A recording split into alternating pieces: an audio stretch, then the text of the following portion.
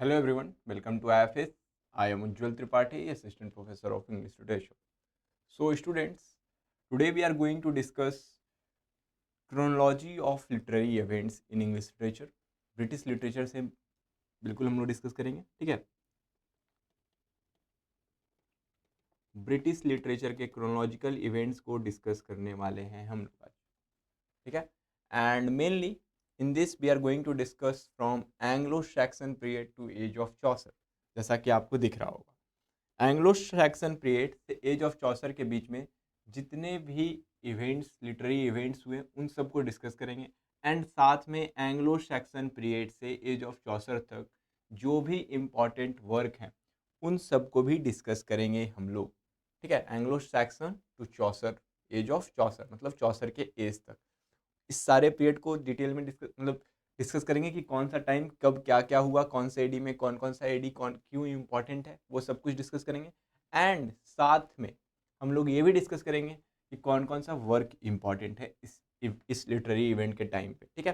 तो सबसे पहले आपको पता होगा कि हमारे इंग्लिश लिटरेचर में स्टार्ट होता है जो पीरियड, वो होता है एंग्लो सैक्सन से, ठीक है। 450 एडी में coming of Saxons to England, 450 AD में सैक्सन्स इंग्लैंड में आते हैं और इसी टाइम से एंग्लो सैक्सन पीरियड स्टार्ट होता है, ठीक है।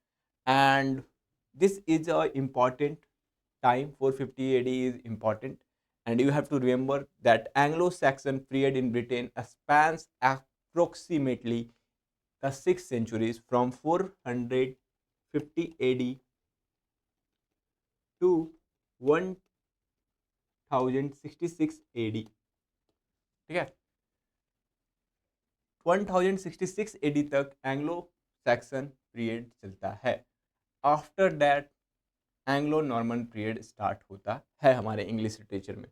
एंड इस टाइम को the period use to be known as the dark age, ठीक है। ये पीरियड को हम लोग डार्क एज कहते हैं इंग्लिश लिटरेचर में। वाई?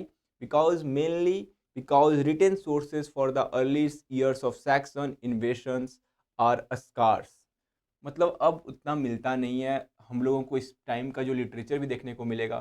तो एक दो पोएम इस टाइम के जो बहुत इंपॉर्टेंट हैं, जो वर्क जो इंपॉर्टेंट है, तो एक है ब्यूल्फ, हमारे इंग्लिश लिटरेचर का सबसे इंपॉर्टेंट वर्क में से एक है ब्यूल्फ। हमारे इंग्लिश लिटरेचर का सबसे पहला पोएम ब्यूल्फ, इसको आपको पता होना चाहिए। एंड यही एक इम्पॉर्टेंट इस टाइम पे हम लोग को देखने को मिलता है। फिर बेडे, इसी टाइम पे जो डेथ ऑफ बेदे आप देख रहे हो, तो बेडे इक्लेस्टिकल हिस्ट्री ऑफ बेडे वो हम लोगों के लिए इम्पॉर्टेंट था। बेद भी बोलते हैं और बेडे भी बोलते हैं, ठीक है। तो the ecclesiastical history of the English people, ये जो था बेदे का लिखा हुआ 731 एडी में, वो एक इम्पॉर्टेंट वर्क था। एंड डेथ ऑफ बेदे इसी टाइम पे होता है 735 में। उससे पहले 597 में संत Augustine missions arrives in Kent, this is also one of the important event, the 450 597। after that death of वेदे, वेदे का डेथ एक important event इसलिए है क्योंकि इसी event के टाइम पे, इससे पहले 731 एडी में एडम वेदे ने लिखा था, क्या लिखा था? Ecclesiastical history of English people, ecclesiastical history of the English people,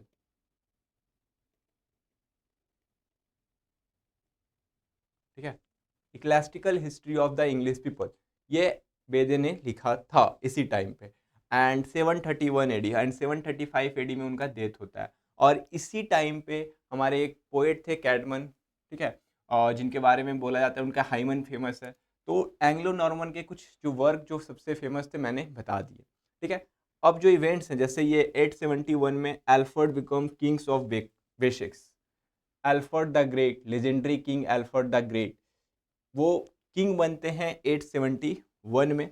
and king Alfred के बारे में इसी पीरियड में हम लोग को जानना है। किंग एल्फ्रेड से आपके एग्जाम में भी कभी कभार क्वेश्चन आता है, तो आपको एल्फ्रेड द ग्रेट के बारे में पता होना चाहिए। He is the king of the Anglo sections and he become king in 871, okay, of king of Wessex। and Alfred the Great is also known for his great works like he translated ecclesiastical history of the English people. Okay, ये बेदे के work को translation के लिए भी इनको जाना जाता है and he is mainly known for that. And उसके बाद 899 death of Alfred. It is also a historical event.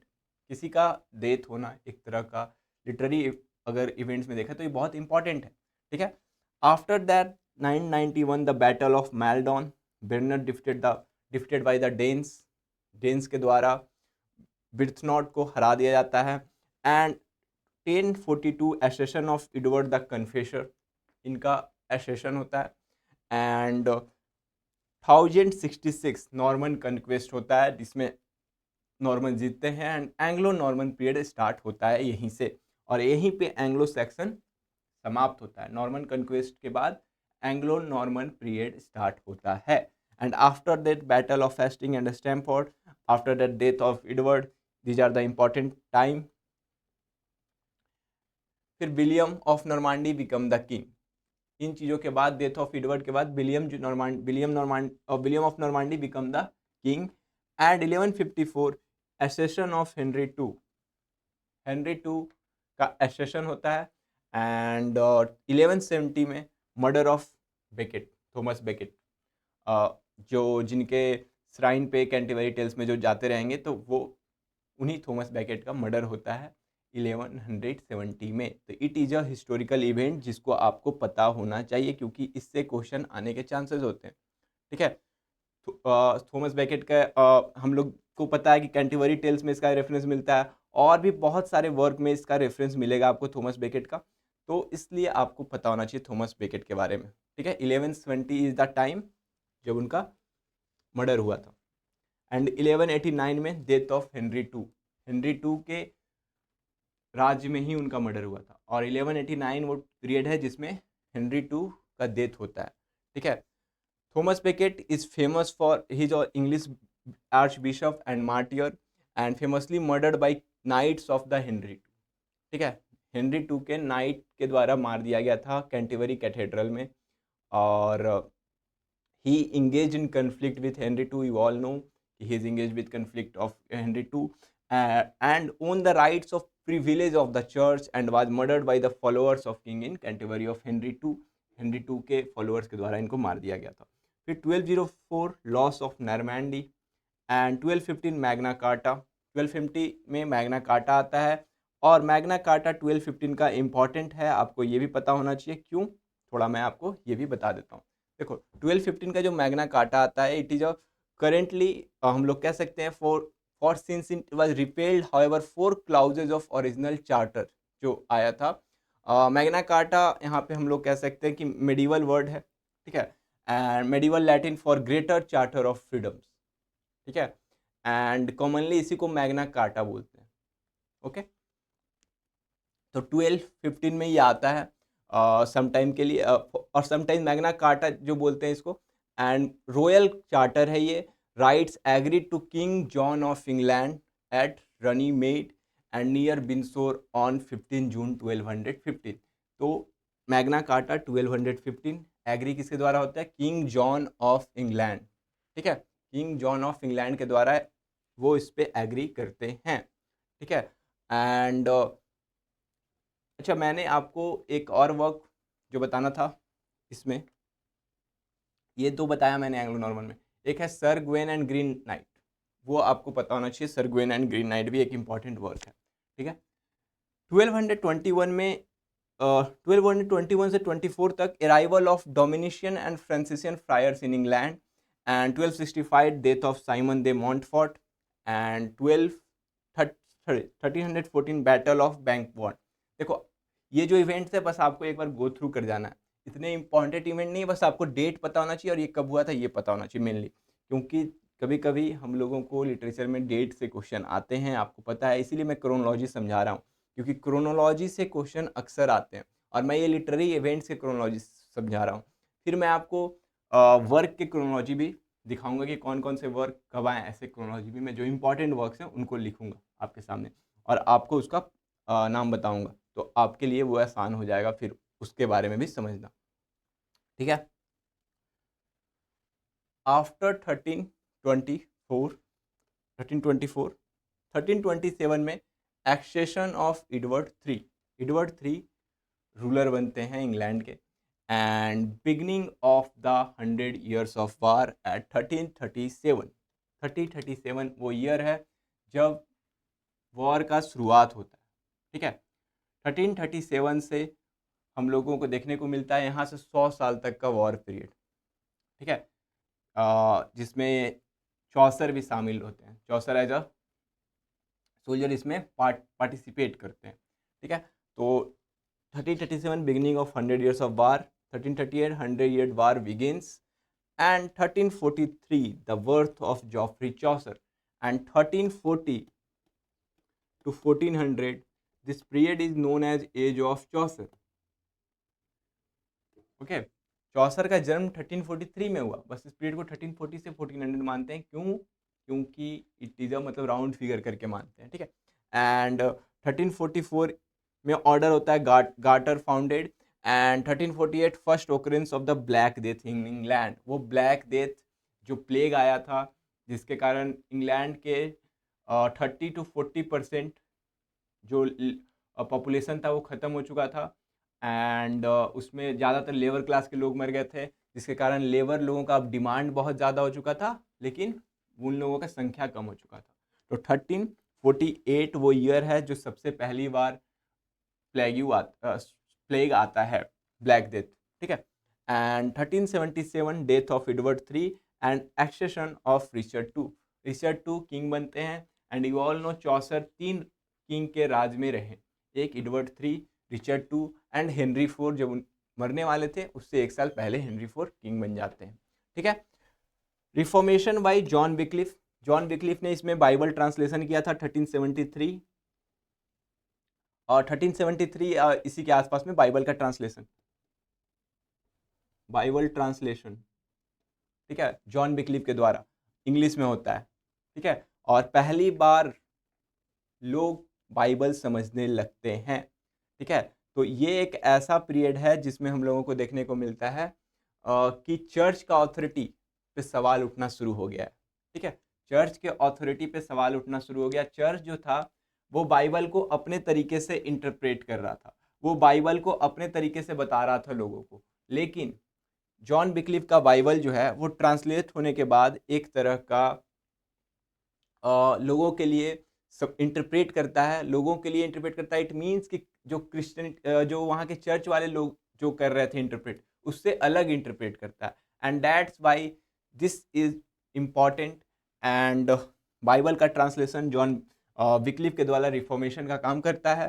And 1381 is the peasant revolt, ठीक है। पीजेंट रिवॉल्ट का भी टाइम है 1381। और साथ में चौसर के वर्क को भी मैं बता दूं तो चौसर का द कैंटरबरी टेल्स ये इसी टाइम का है वर्क, ठीक है। द कैंटरबरी टेल्स आप लोगों को पता है कि कैंटरबरी टेल्स से अक्सर क्वेश्चन बने हैं, and Canterbury tales one of the important work, जिसको चौसर का जो सबसे इम्पॉर्टेंट वर्क में से एक कहा जाता है। चौसर की पोइट्री को 3 पीरियड में बांटते हैं, Italian, French and English period. ये इंग्लिश पीरियड का वर्क है, ठीक है। 1381 में पीजेंट रिवॉल्ट होता है। पीजेंट रिवॉल्ट, वेट टाइलर इसके लीडर, वेट टाइलर इस रिवॉल्ट के लीडर होते हैं। और ये जो रिवॉल्ट हुआ था क्यों हुआ था? तो ये रिवॉल्ट हुआ था क्योंकि इंग्लैंड में उस टाइम पे इकोनॉमिक क्राइसिस आया हुआ था, प्लेग के कारण, वॉर के कारण। और उस इकोनॉमिक क्राइसिस में भी इंग्लैंड वाले जो गवर्नमेंट में थे वो चाहते थे कि लोग मतलब एक सीलिंग 15 साल से ऊपर जो भी लोग हैं एक सीलिंग दें, एंड दैट्स वाई ये क्राइसिस के कारण ही पीजेंट रिवॉल्ट होता है। और Geoffrey Chaucer one of the important poet of this age, Canterbury tales उनका जो है वर्क, उसमें सटायर भी बहुत सारा कुछ करते हैं, उस एज को बताते हैं, उस एज के सारे क्लास को एक साथ लेके आते हैं, ठीक है। तो कैंटरबरी टेल्स इस टाइम पे ही आया था, ठीक है। और कैंटरबरी टेल्स को वो चाहते थे कैंटरबरी टेल्स को लिखना 120 स्टोरीज उसमें, लेकिन कंप्लीट कितना कर पाए? सिर्फ 24 स्टोरीज, ठीक है।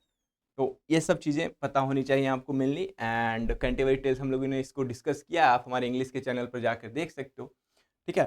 तो ये सब कुछ है, ये 1382 में लिखा गया था, लेकिन इसको कंप्लीट करना चाहते थे वो, लेकिन कंप्लीट हुआ नहीं था।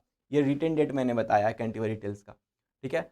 और इसी टाइम पे उनके और भी बहुत सारे वर्क आए थे, जैसे Troilus and Criseyde, the Parliament of Fowls, the Legend of Good Women, ये सारे वर्क चौसर के हैं। तो मैं आज लिटरेरी इवेंट्स बता रहा हूँ, इसलिए उतने वर्क नहीं बता रहा हूँ। इंपॉर्टेंट वर्क के लिए मैं अलग वीडियो आपके लिए लेकर आऊँगा। फिर होता है 1384 में डेथ ऑफ विक्लिफ। इसी टाइम पे हमारे विक्लिफ का डेथ होता है 1384 में। And John Wycliffe, William Langland and Geoffrey Chaucer, ये तीनों कंटेम्प्रेरी थे, ये आपको पता होना चाहिए, okay. And 1394 the birth of Charles Orleans and James one of Scotland. And 1399 में डिथॉर्मेंट ऑफ रिचर्ड टू, 1399 में डिथॉर्मेंट ऑफ रिचर्ड टू, उसके बाद रिचर्ड टू हट जाते हैं और हेनरी फोर किंग बन जाते हैं। तो इसी से हम लोग को पता चलता है कि 3 राज्य में, ठीक है, 3 किंग के राज में वो रहे हैं जॉफरी चौसर। एडवर्ड 3 जब वो जन्म लिए तो एडवर्ड 3 राजा बने थे, उस टाइम राजा बने थे और उस टाइम वो अपना कारोबार संभाल रहे थे। फिर जब ये लिख रहे थे तो रिचर्ड 2 भी थे, एंड जब ये मरने वाले थे तब हेनरी 4 आ जाते हैं, किंग बन जाते हैं, ओके। तो accession of Henry 4 and 1400 is the death of Chaucer, और चौसर का यहीं पे डेथ हो जाता है और यहीं पे एज ऑफ चौसर समाप्त हो जाता है। तो यही आज मैं आपको बताने के लिए आया था, ठीक है। एंड ये हमारे यूजीसी नेट के टॉपर्स हैं, आप भी टॉपर्स बन सकते हो। एंड हमारे आरपीएससी के भी टॉपर हैं, गेट के भी टॉपर हैं, सेट के भी टॉपर हैं। जस्ट आपको कंसिस्टेंट रहना है और आप हमारा ऐप डाउनलोड कर सकते हो, ओके। Thank you.